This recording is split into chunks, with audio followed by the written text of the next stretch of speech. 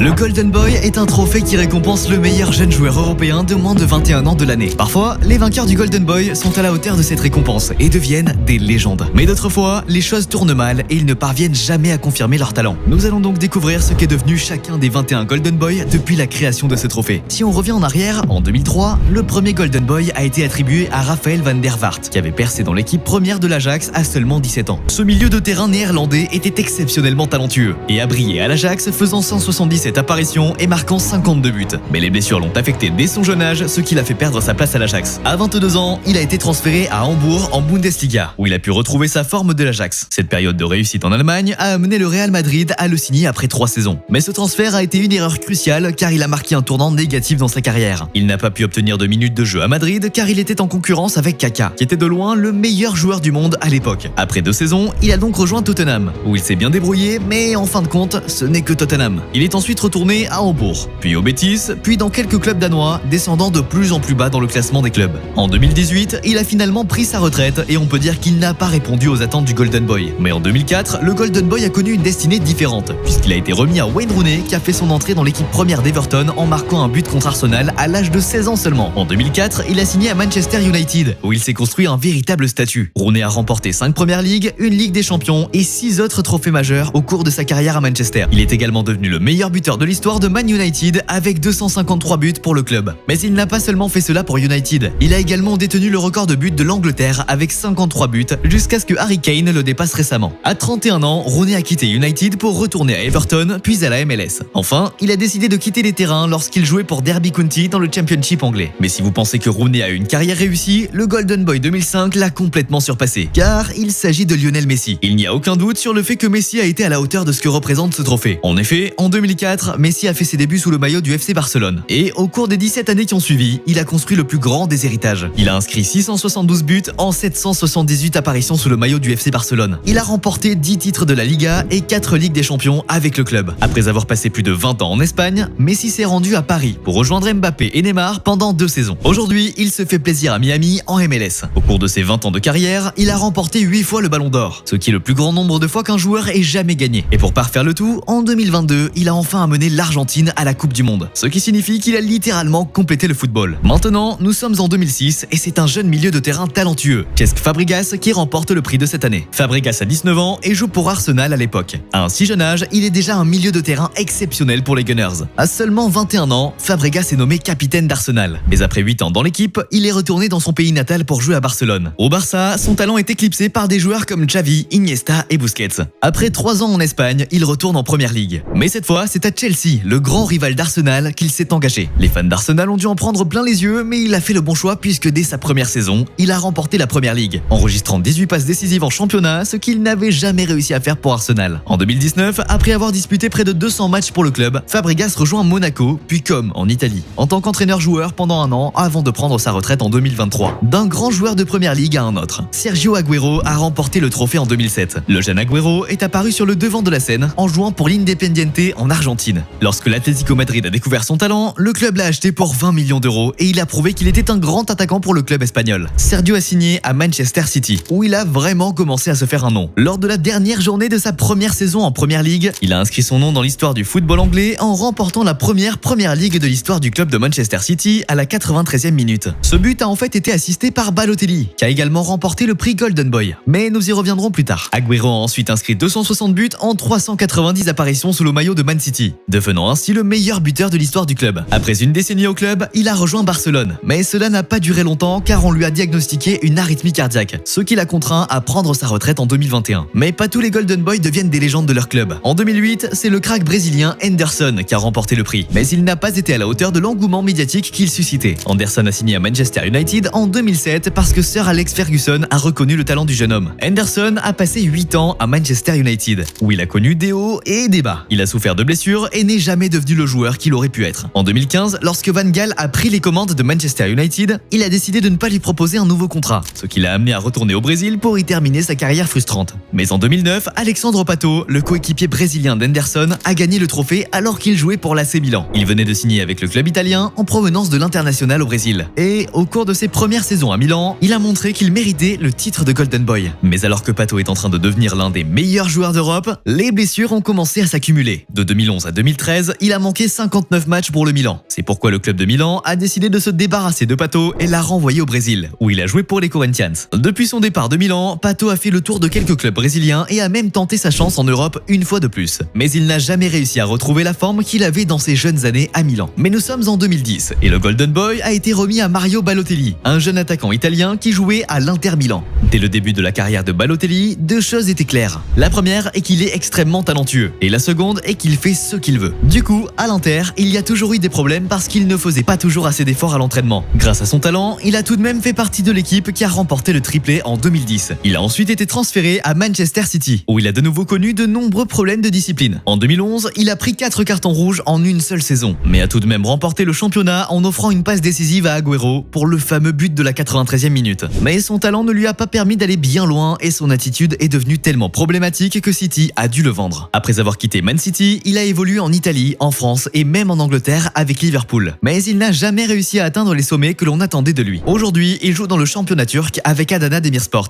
Mais Mario Götze a remporté le prix en 2011. Et bien qu'il ait marqué le but le plus important de l'histoire de l'Allemagne, il n'a pas été à la hauteur de son talent. Mario a rejoint le Borussia Dortmund à l'âge de 8 ans seulement, a fait son entrée dans l'académie et a fait ses débuts en 2009. Lors de ses 2 premières saisons à Dortmund, il a aidé l'équipe à remporter 2 titres consécutifs de Bundesliga. En 2013, il a atteint la finale de la Ligue des Champions, mais a finalement été battu par le Bayern Munich qui l'a recruté la même année. Mais le passage de Götze au Bayern n'a pas été facile, car il a eu du mal à trouver sa place de titulaire et il a été victime de blessures. Au cours de ses 3 années au Bayern, il n'a fait que 73 apparitions, mais il a réussi à se remettre en forme pour la Coupe du Monde, où il a marqué le but de la victoire à la fin de la finale contre l'Argentine, inscrivant ainsi son nom dans l'histoire du football. En 2016, Götze est retourné à Dortmund et joue aujourd'hui à Francfort. Mais il est loin d'être le grand joueur qu'il était il y a une dizaine d'années. Mais le prochain Golden Boy est le joueur qui détient le record du plus grand nombre de titres en Champions League. Et il s'agit d'Isco. Il a remporté le trophée Golden Boy en 2012 alors qu'il jouait pour Malaga, qui a terminé 6e du championnat et atteint le quart de finale de la Ligue des Champions. En 2013, le Real Madrid a déboursé 30 millions d'euros pour faire venir Isco au Bernabéu. Bien qu'Isco soit extrêmement talentueux, il devait rivaliser avec des joueurs comme Kroos, Modric et James Rodriguez pour être titulaire, ce qui signifiait que son temps de jeu était limité. Bien qu'il n'ait pas été régulièrement titularisé, il a passé 9 ans au club, où il a remporté 5 trophées de la Ligue des Champions, ce qui constitue un record à égalité avec certains de ses autres coéquipiers madrilènes. Isco a finalement quitté Madrid pour aller à Séville, et a maintenant rejoint le Real Betis où il se régale. Mais pour cette année 2013, nous allons vous présenter le Golden Boy qui a été banni du football. Paul Pogba a remporté le prix en 2013 alors qu'il jouait pour la Juventus. Paul avait rejoint la Juventus en 2012 et au cours des 5 années suivantes, il est devenu l'un des meilleurs milieux de terrain du monde. Ce garçon était tout simplement inarrêtable et a remporté la Serie A 4 fois d'affilée. En 2016, Pogba a effectué un transfert record de la Juventus à Manchester United, ce qui s'est avéré être le début de la chute de Paul Pogba. Lors de sa première saison à United, il a remporté l'Europa League, le Community Shield et la Carabao Cup, mais s'est rapidement retrouvé en froid avec son entraîneur José Mourinho. La saison de Pogba à United a été marquée par des hauts et des bas très fréquents. Il s'est également blessé à plusieurs reprises, ce qui l'a amené à manquer une grande partie de la saison. Malgré la forme fluctuante de Pogba à United, il a connu une période incroyablement réussie avec l'équipe de France en remportant la Coupe du Monde 2018 et marquant même un but en finale. Après 6 ans de performances décevantes à Man United, il est retourné à la Juventus dans l'espoir de changer sa carrière. Mais après un récent test de dopage, Pogba a été trouvé avec des niveaux inhabituellement élevés de testostérone, ce qui a permis au vainqueur de la Coupe du Monde d'être banni du football pour les 4 prochaines années, ce qui a donné une fin très décevante à ce qui aurait pu être une grande carrière. Ok, maintenant, nous nous retrouvons en 2014. Et pour la première fois depuis plus d'une décennie, un joueur anglais a remporté le trophée. Et il était Raheem Sterling. À l'époque, il jouait pour Liverpool et a failli être sacré champion de Premier League. Mais une erreur de Gérard lui a coûté le titre. Cependant, quelques années plus tard, il obtiendra ce titre de Premier League et bien plus qu'un seul, puisqu'en 2015, il signe à Manchester City pour 55 millions d'euros. Sterling a passé les 8 années suivantes à City, où il a joué 339 matchs et marqué un total de 131 buts,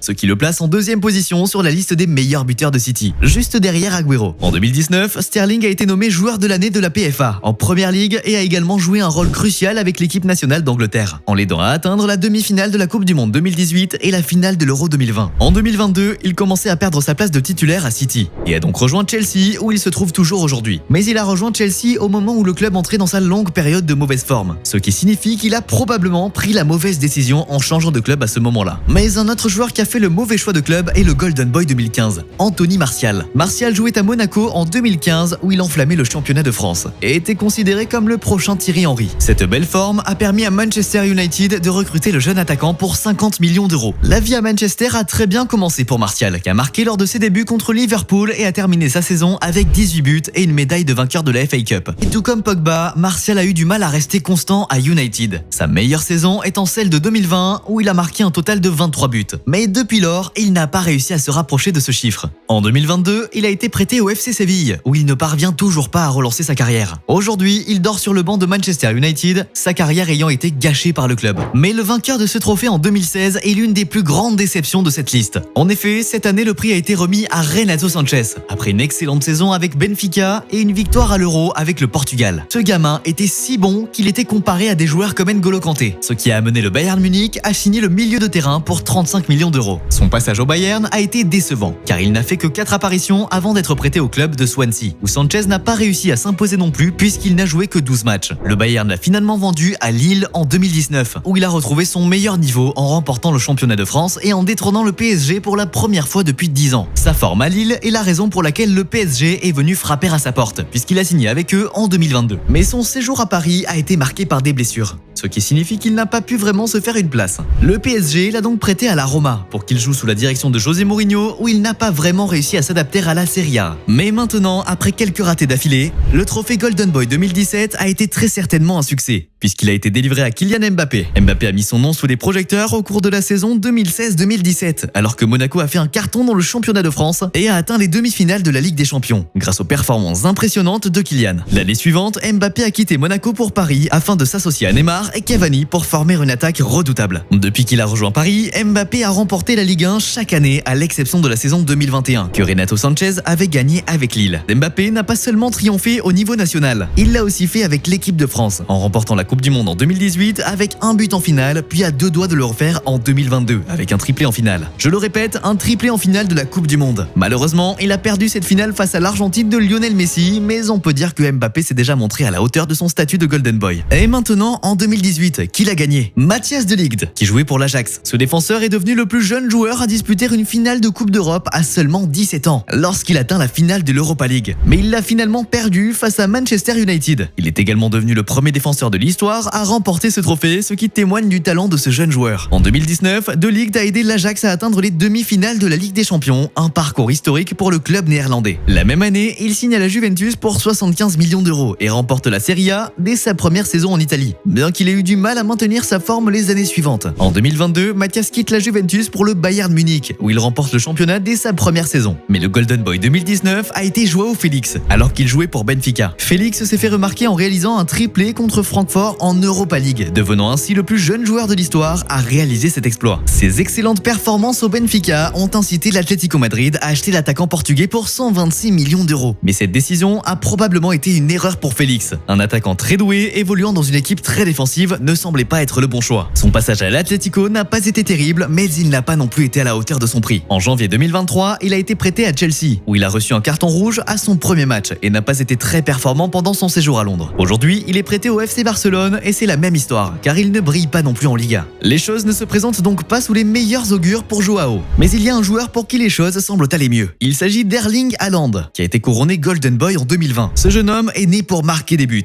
Lors de la saison 2019-2020, il a fait son apparition sur la scène internationale en jouant pour le RB Salzbourg, où il a marqué 8 buts en 6 matchs lors des phases de groupe de la Ligue des Champions. Cette belle forme a vu toute l'Europe se battre pour sa signature. Mais il a choisi de signer pour le Borussia Dortmund, où il a passé 2 ans et demi et a marqué 86 buts en 89 apparitions, affichant des statistiques que très peu de joueurs ont fait à son âge. Le seul joueur qui me vient à l'esprit est le grand Ronaldo Nazario, avec de telles statistiques à un si jeune âge. En 2022, il passe de la Bundesliga à la Premier League et signe à Manchester City, où dès sa première saison, il bat le record de buts en Premier League avec 36 buts. Il a également permis à Man City de remporter le triplé, ce qui en a fait le deuxième club anglais à le faire. Aujourd'hui, Haaland est déjà l'un des meilleurs attaquants au monde, et ce à un si jeune âge. Mais d'un attaquant à un milieu de terrain. Le prix Golden Boy 2021 a été remis à Pedri González, qui a rejoint le FC Barcelone à l'âge de 16 ans. En 2020, Pedri est devenu le deuxième plus jeune joueur à avoir disputé 50 matchs avec le FC Barcelone, à l'âge de 18 ans. Au cours de sa courte période à Barcelone, Pedri a déjà remporté 3 trophées majeurs, dont un titre de champion de la Liga. Il a également joué beaucoup de matchs avec l'équipe nationale et a même reçu le prix du jeune joueur du tournoi lors de l'Euro. Ce gamin semble être le prochain Andrés Iniesta du FC Barcelone. Mais Iniesta a toujours eu un partenaire, Xavi, et Pedri en a un également, Gavi, qui s'est vu attribuer le prix Golden Boy 2022. Gavi a rejoint Barcelone à l'âge de 11 ans et a gravi les échelons du centre de formation avant d'intégrer l'équipe première lors de la saison 2021-2022. La saison suivante a vu Barcelone remporter le titre de champion d'Espagne. Gavi a remporté son premier trophée lors d'une victoire 3-1 sur le Real Madrid en Supercoupe d'Espagne où il a été désigné homme du match. Gavi a également représenté l'Espagne lors de la Coupe du Monde 2022 où il est devenu le troisième plus jeune buteur de l'histoire du tournoi et a même remporté la Ligue des Nations avec l'Espagne en 2023. Mais maintenant, le Golden Boy le plus récent qui vient de remporter le prix fin 2023 est Jude Bellingham. Bellingham s'est révélé au monde entier en 2020 faisant ses débuts à Birmingham City à l'âge de 16 ans, devenant ainsi le plus jeune joueur de l'histoire de l'équipe. Cette saison-là, il a fait 44 apparitions et a joué un rôle important dans l'équipe, ce qui a permis aux plus grandes équipes d'Europe de découvrir son talent. À l'âge de 17 ans, Bellingham fait donc ses valises et part en Allemagne pour jouer au Borussia Dortmund. Son séjour en Allemagne a été exceptionnel puisqu'il est devenu l'un des meilleurs joueurs de l'équipe dont il a même été le capitaine à certaines occasions. Bellingham est devenu un joueur régulier de l'équipe nationale d'Angleterre, ayant déjà participé à l'Euro et à la Coupe du Monde où il a atteint la finale et la demi-finale. Après 3 bonnes années en Allemagne, le Real Madrid a déboursé 103 millions d'euros pour engager le milieu de terrain anglais. Et c'est là où il évolue aujourd'hui. Son début à Madrid a été spectaculaire puisqu'il est déjà devenu le meilleur joueur de l'équipe, voire le meilleur joueur du monde selon certains. Âgé de 20 ans, Bellingham a encore un bel avenir devant lui.